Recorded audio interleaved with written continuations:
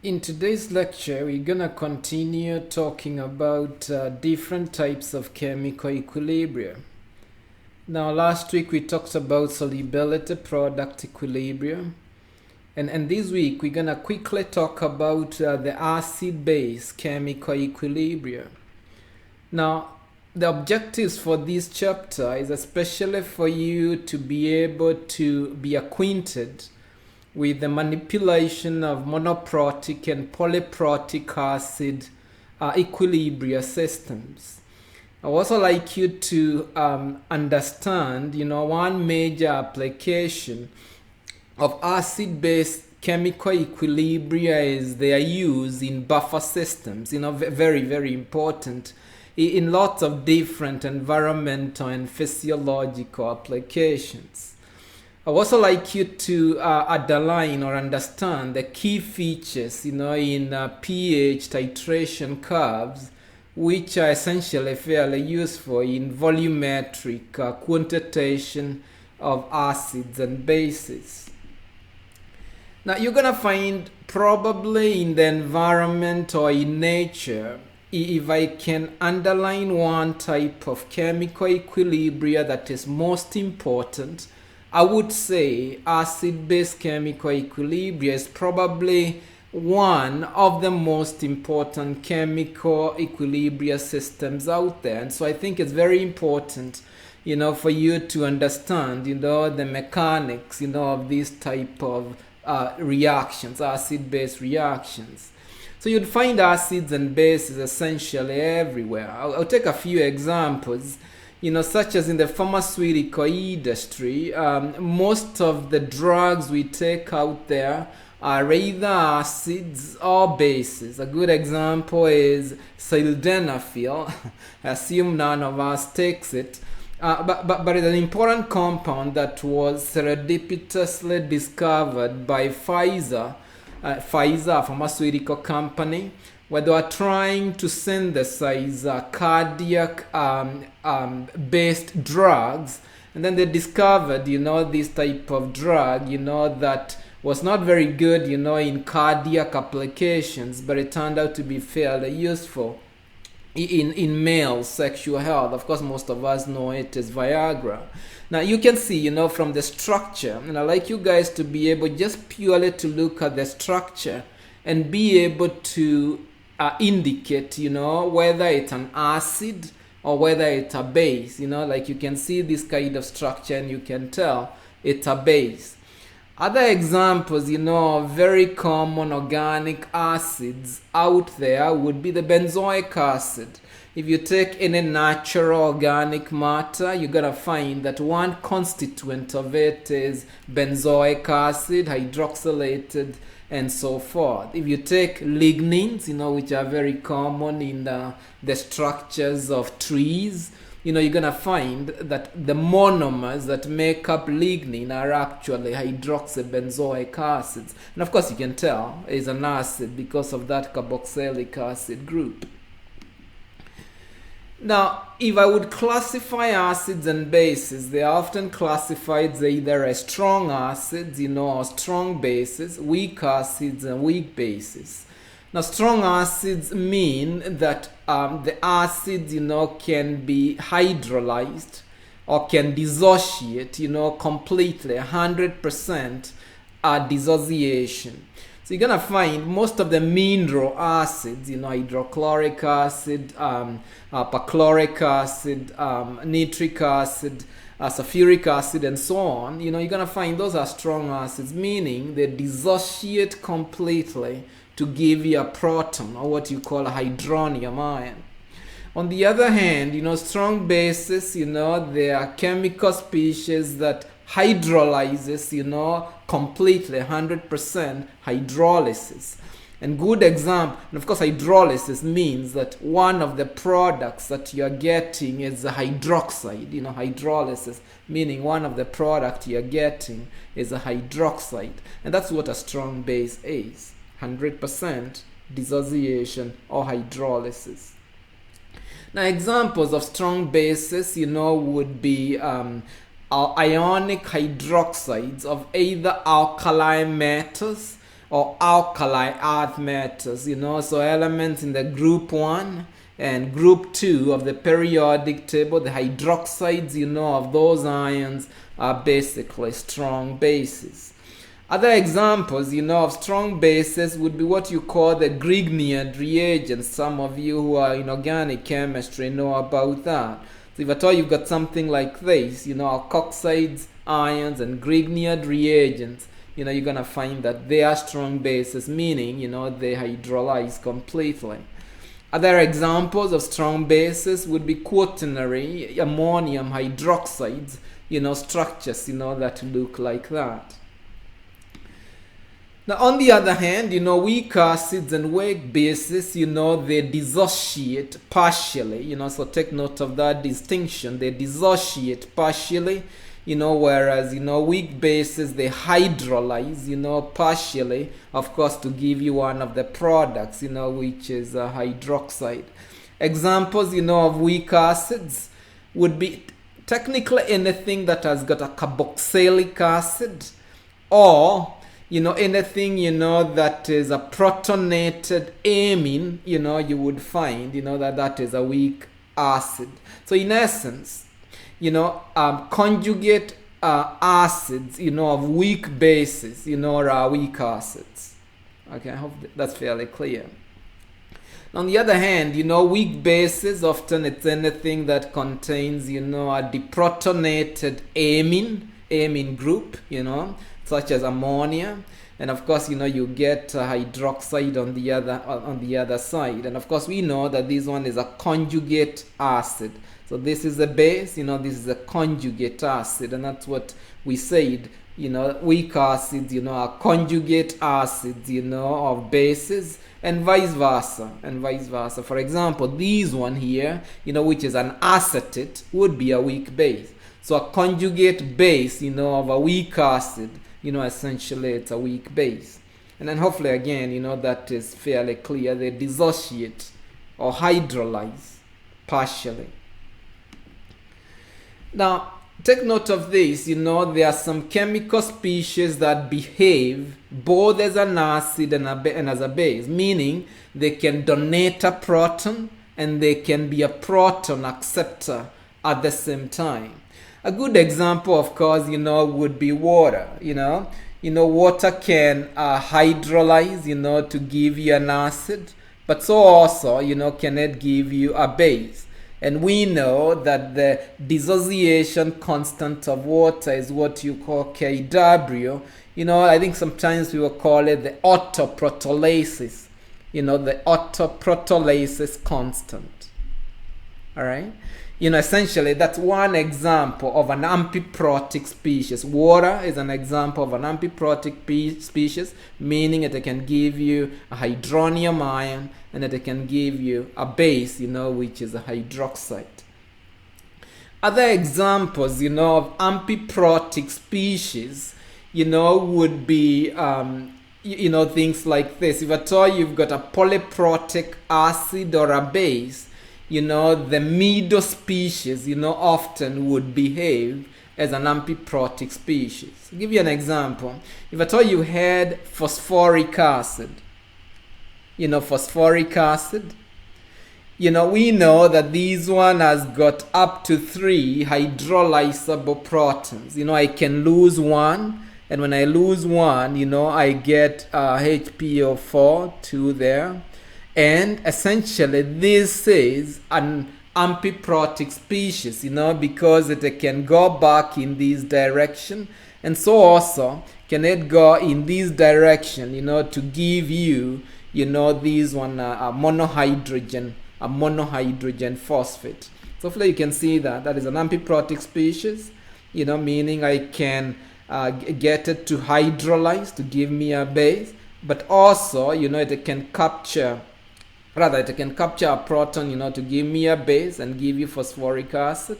But also it can lose one of these protons, to give you a monohydrogen phosphate and hydronium ion. So again, that's an example of an amphiprotic species. So there are many amphiprotic species there, especially, for polyprotic acids or polyprotic bases.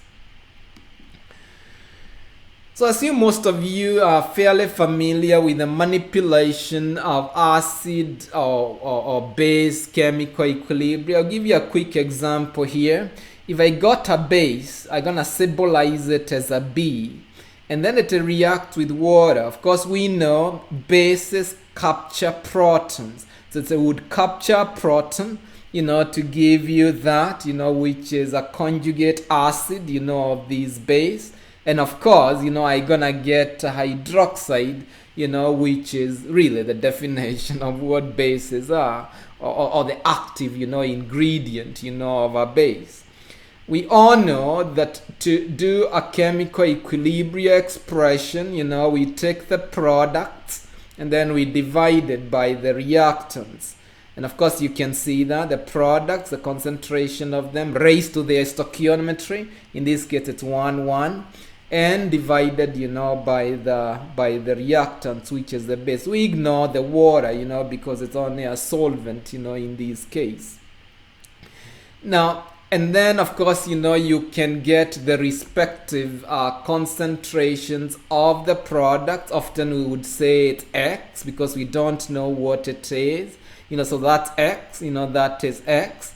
And that would be the initial concentration or the formal concentration minus X. And so that would be sort of the equilibrium chemical expression, for this. Okay. Then maybe I quickly give you an example, although I know you did this, in Chem 102. Assume you got cocaine. Hopefully you don't use it, but you got an example of a weak base such as cocaine. Now, cocaine can undergo hydrolysis, and that is the base hydrolysis constant of cocaine, to give you the conjugate acid of cocaine. And of course, you can see what I did is I protonated, this guy. So I captured a proton, it got protonated. And so that's what essentially I'm calling, the BH plus up there, if I would symbolize it.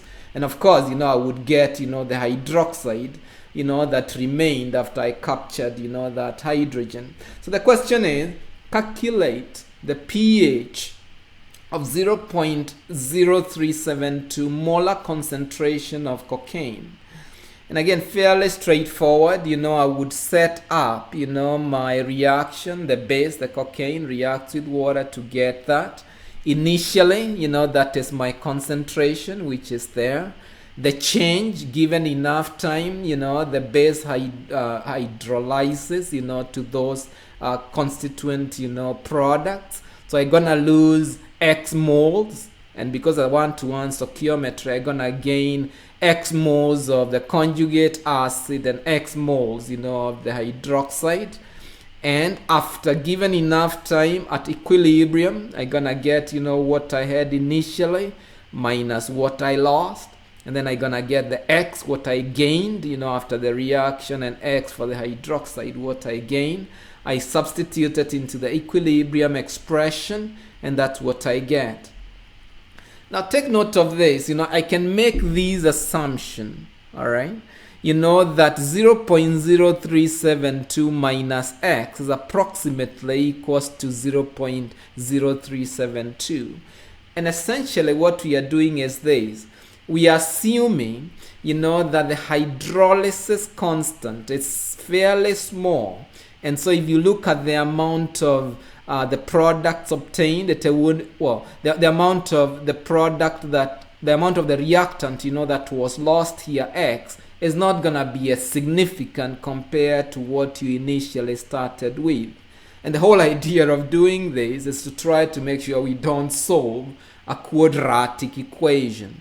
Of course, if we need to, we can. So we make that approximation. And then, of course, now I can calculate what my X is, based on my simplified formula. And then you're going to see my X, which is equals to hydroxide, is equals to 0.0031 molar concentration. The negative log of that, is 3.51. And of course, you can calculate the pH. We know the pH is equals to pKw minus the pOH, right? And you get the pH is equals to 10.4 or 10.5. take note of this. When you make this approximation, you always have to check if it was valid. And the way you do this, you check the 5% rule, or really what you call the percent dissociation, which is you take the number that I got, my x, I divided by what I had initially, I multiplied by 100, and I'm gonna check, my percent dissociation should not exceed 5% for you to have been able to make that approximation. As you can see, in this case, 0.8%, meaning it's very, very small, meaning it's actually a correct, way to do the approximation. So hopefully that's clear, a weak base, type of a problem. And again, you can see how important really it is. The reason, why you've got people who take drugs sometimes, they get intestinal irritation, is because of that. Most of the drugs are actually fairly strong bases. You can see, the pH, is around 10.5, for this solution if you take it. So of course it's going to irritate the intrauterine, the intestinal walls and so forth. So key applications of acid-base equilibria, of course, they are used a lot in drugs, in pharmaceutical formulations and so forth. But also I think one of the key importance of acid-base equilibria is the fact that you can use them, in buffer formulations. And of course we know buffers, are mixtures of an acid and its conjugate base pair, all right? And meaning, that if at all you've got a buffer, it can prevent, things like acidosis, from happening and so forth. So that's one major application, of acid-base equilibria, being able to use it to make buffers. And there are many, many applications of buffers out there. I'll give you an example. If at all you're doing an enzyme catalyzed reactions, now, enzymes are only active at very specific, buffer regions. I'll give you an example. Trypsin, a very common type of an enzyme, physiological enzyme, a chymotrypsin. And it can only be used to digest proteins, specifically, at around pH of 8. And so for the protein to be digested properly, it needs to be in a buffered system.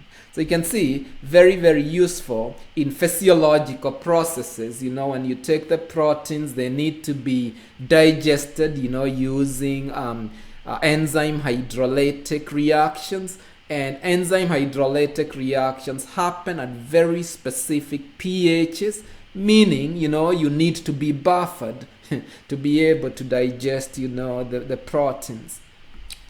Maybe other types of examples of where buffers are critical, is if you're doing EDTA types of titrations, all right? If at all you're doing EDTA, it needs to be protonated. It needs to be protonated, for it to undergo, titration type of reactions. Maybe even go back to what you guys did with the spectrophotometric titration, that you did. You took iron 2+, I think it was 3+, and it was 2+, sorry. And then you reacted it, with bipyridine. And if you guys remember, you used a buffer in that system. You used sodium acetate for this reaction, to be able to happen. Because bipyridine is a base, and you want that base to be available in the deprotonated form, meaning it has a lone pair of electrons, so that, they can react with the iron 2+, to form the iron bipyridine complex. So you remember, you really had to buffer that system, the spectrophotometric determination of iron lab, for it to actually work. So again, buffers, very, very useful, in many different types of, reactions. And as I have said, they are fairly useful in physiological and biochemical reactions, especially, when you're dealing with enzymes. And all of us are driven essentially by enzymes. The metabolisms, have happen in our bodies only happen, because of the enzymatic reactions. And enzymes only work at very specific pH ranges, which can only be obtained, if at all you use a buffer. So very important. So the way you make buffers is you exploit what you already know, the Henderson-Hasselbalch equation that you guys actually know about. Now I'll just show very quickly how you derive the Henderson-Hasselbalch equation. Now if you had an acid, such as Ha, and just a symbol of an acid, meaning it's a monoprotic acid, just one proton. I know Ha can hydrolyze, or rather can dissociate, the Ka1 to give you the base, the A minus, plus, the proton, the proton, which is what I have right there. Now, if I put it, in the equilibrium expression, I'm gonna take, the Ka, is equals to the products,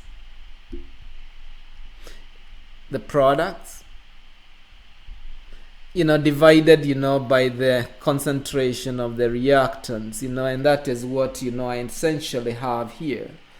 If I take the negative log, of both sides, of this equilibrium expression, I get something that looks like this. And of course, we all know, negative log, refers to or is symbolized, by a small p. And that's what I have here, the pKa. And that's what I have here. The negative log of the hydronium ion is actually the pH, plus, the log of, what's on the top, the conjugate base divided by the conjugate acid. So essentially you can see that is the Henderson-Hasselbalch equation, which you get it, right from the equilibrium expression after taking the negative log, of both sides. Now remember, there are different variations of the Henderson-Hasselbalch equation. For example, similarly, if at all I had a base instead of an acid, that hydrolyzes, to give me BH plus, plus the OH minus, I can take the negative log of both sides to give me another form of the Henderson-Hasselbalch equation. In this case, the POH is equals to the pKb plus, the log of the acid divided by the base. All right, and that's what I have here. I've already derived it for you here. The different variations, of the Henderson-Hasselbalch equation. In this case, that's a weak acid. In this other case, that is a weak base. All right. Now, of course, when you're dealing with a diprotic acid, you can have up to 2 different buffers, right? Because you're dealing with H2A, which is a diprotic acid, meaning it can undergo 2 sets of hydrolysis or 2 sets of dissociation, to give me that, plus the hydronium ion. But also this one is an amphiprotic species that can further undergo dissociation, the Ka2, giving me the A2 minus, plus the H plus. And you can see, if I get, the equilibrium expressions here, and I take the negative log of both sides, I get 2 Henderson-Hasselbalch equations. So you can see all these are different variations of the Henderson-Hasselbalch equations, which are actually used, to make or to determine the pH, of buffers. Remember, as I said before, a buffer is a conjugate base and its acid pair. I'll give you an example, of where you can use the Henderson-Hasselbalch equation. Take an example of this type of base.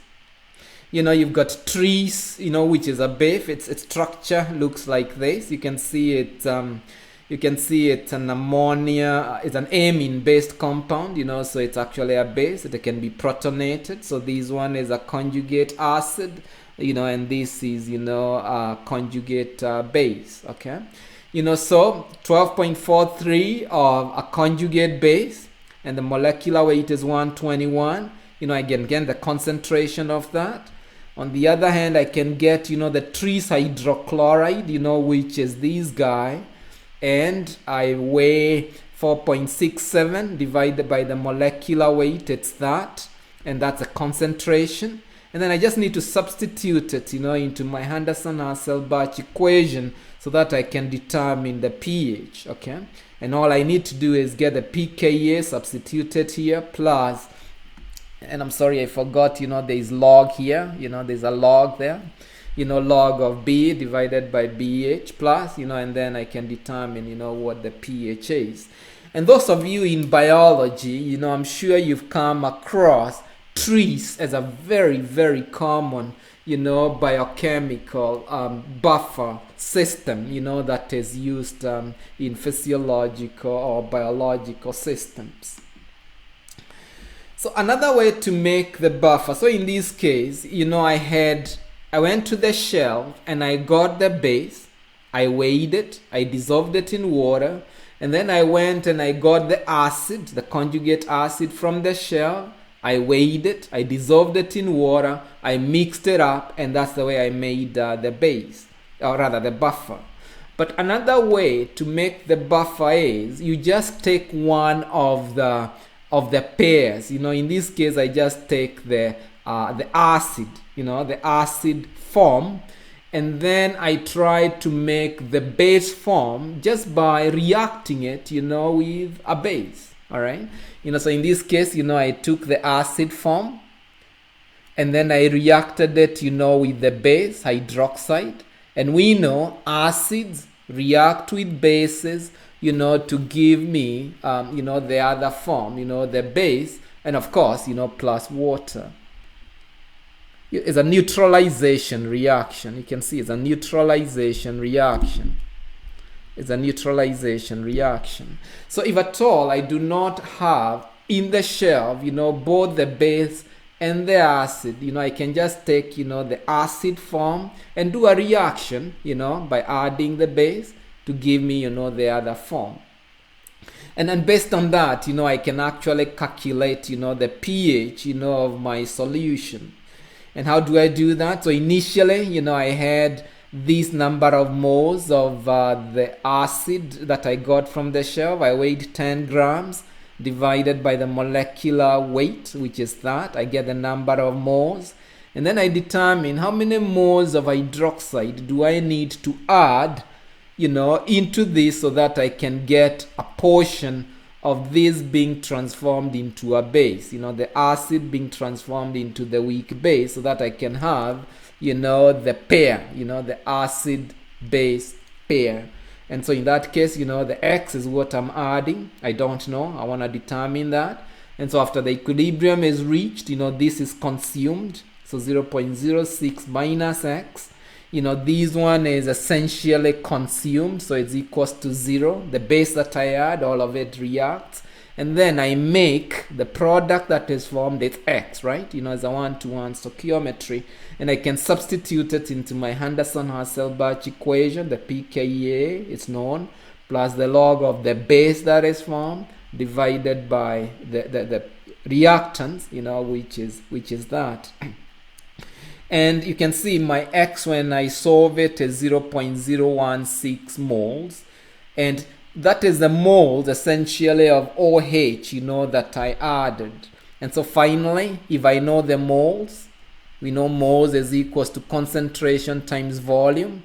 And I know the concentration, of the hydroxide that I added. So I can calculate, the volume, that I added or that I need to add, to make a buffer with a pH of 7.6, using only one acid in this case. I just take the number of moles, divide by the concentration of the hydroxide, and you can see that 2.0 mils is what I need to add, of the base is what I need to add, to 3's hydrochloride. So hopefully that's very clear, that we can make buffers using only one,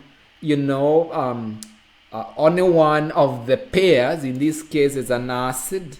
I only need to react it, with the base so that I can form, the other base pair.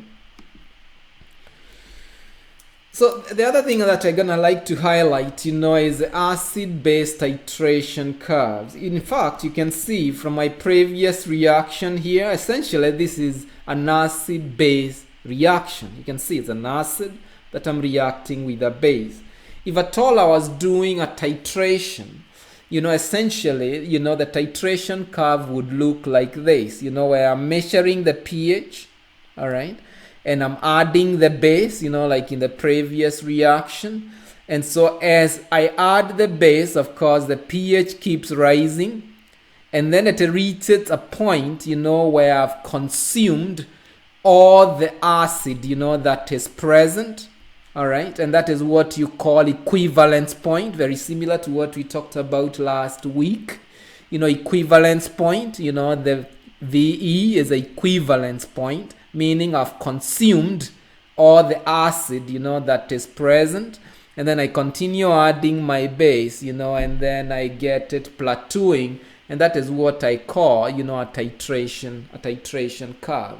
And the most important thing at this point, this is when I've consumed all my analyte, by adding the titrant, from the burette. Okay.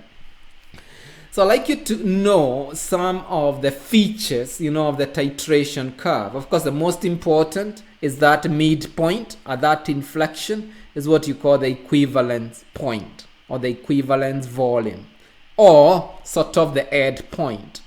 Now, another important, mark in the titration curve is that point here. And this point is equals to half the equivalence volume. So if you take the equivalence volume is that one, VE. If you take a half of the equivalence volume, you get that point here in the titration curve. And the pH is equals to the pKa at half the equivalence volume. Very, very important, landmark in your titration curve. In essence, you use this, to determine the pKa. Remember, all these are constants, that you get in the tables. How do they normally obtain them? They normally obtain them by doing a titration, and then they determine, the half equivalence volume, that is the pKa, the pH is equals to the pKa at half the equivalence volume. So take note of those two benchmarks, that point and then that point. Very, very important in volumetric acid-base titrations. Okay. Now, we are always concerned, on how big, the inflection point is. When you're doing your titration curve, ideally, you want your inflection point, this region to be very, very sharp. The bigger it is, the steeper it is, the better in terms of you determining, the end point. Meaning, it's going to have a very sharp and clear end point, okay? And so the end point, or the equivalence volume, is determined, by two things. One, the concentration of the analyte. Okay, so you can see, for example, in this case, I've got different concentrations of the acids, and I'm titrating them with a base. And you can see the higher the concentration, the steeper, the inflection point is. You can see when the concentration reduces, I get a very shallow, very shallow inflection point, meaning the end point, becomes very fuzzy, and that's not good. You're getting, to the limits of detection when you have very low concentration. So ideally, of course, you want, a higher concentration so that the inflection point or the end point is very, very clear.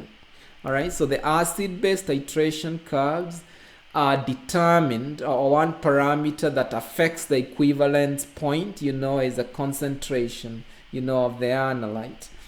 And, the other factor that affects how steep, the equivalence point is a pKa, all right? So you can see in this case, if at all I've got a pKa of 2, you can see my inflection point, is very, very large.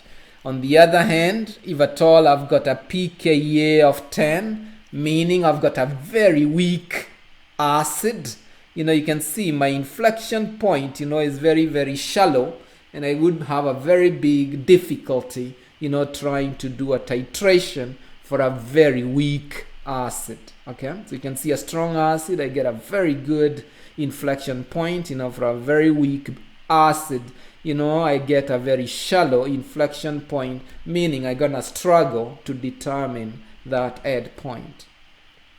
So in the next lecture, we're gonna talk about polyprotic acids and bases. So you can see for now we've talked mainly about monoprotic acids. Monoprotic acids meaning it's got only one proton, that can be donated. And so in the next lecture, I'll very quickly talk about, the polyprotic acids where I've got more than one hydrolyzable proton.